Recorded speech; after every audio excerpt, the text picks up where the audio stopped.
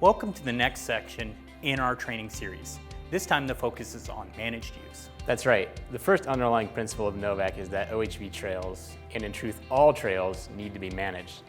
So we'll cover 3 key elements to ensure that gets done correctly. And we'll cover the effective application of the 4 E's, which are engineering, education, enforcement, and evaluation. In the last part of this section, the topic will be Trail Management Objectives, or TMOs for short, and how they play a critical role in managed use. The first key element to manage use is to provide for the rider's needs. Why? Because if riders get the experience they want on the trail, they won't have to go look for it off the trail. So happy riders equals happy managers. The second key element is sustainability, which we covered in the previous section. It's a manager's job to balance the needs of the riders with sustainability.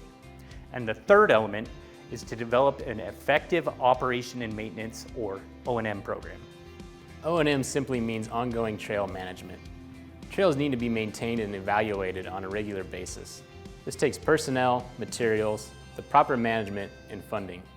Let's talk about some of the components that a successful O&M program should have.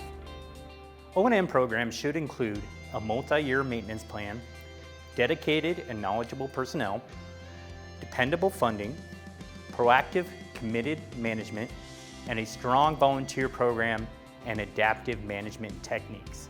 All too often, project managers and developers focus too much on the design and construction of the trail and overlook the critical elements of management and maintenance. The 4 E's are the most basic and most essential principles that must be included in any OHV project. They are interrelated, codependent, and all of them must be considered and applied to ensure success. Once again, they are engineering, education, enforcement, and evaluation. Engineering happens on the ground. It's applied during trail and facility location, design, and construction.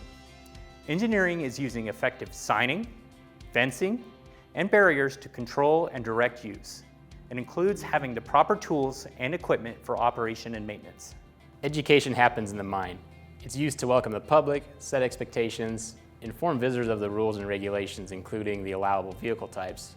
These messages are conveyed through effective signing, quality mapping, websites, kiosks, complimentary tech checks, and face-to-face communication with riders. Enforcement is in your agency's contact with the public, but it's not just about writing tickets and assessing fines. Positive programs and contacts lead to positive behaviors from our riders. The overwhelming majority of riders want to ride legally. When they get lost or confused due to poor signing or mapping, management has lost control of the use and will have to live with the consequences. Effective enforcement results in increased compliance, less vandalism, increased visitor security, and more support for field personnel and/or volunteers.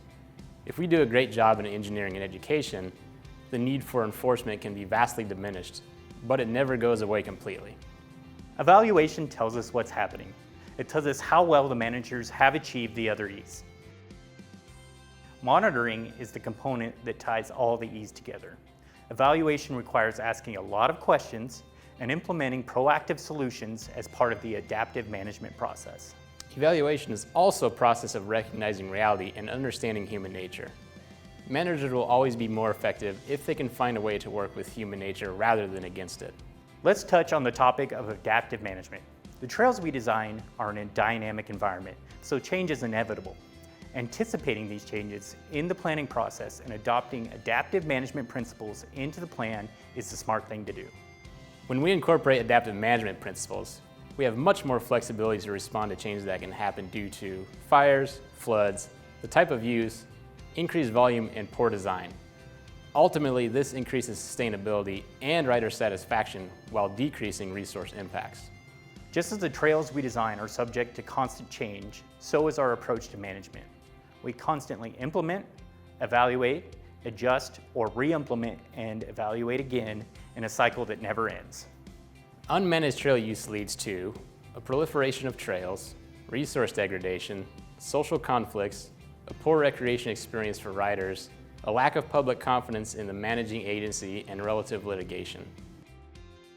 Proper managed use leads to a quality experience for riders, resource protection, fewer social conflicts, agency confidence, and economic benefits to communities. In the last part of this section, we're going to cover the all-important TMO. That stands for Trail Management Objectives, and it becomes a reference book for taking trails from initial design and construction to maintenance and management. Why are TMOs so important? Because they contain all the critical components of a great trail in one place. They identify the allowed uses, they specify the desired recreational experience, they tell us difficulty level and provide the guidelines for clearing width, tread width, and tell us how the trail will be constructed, maintained, and managed.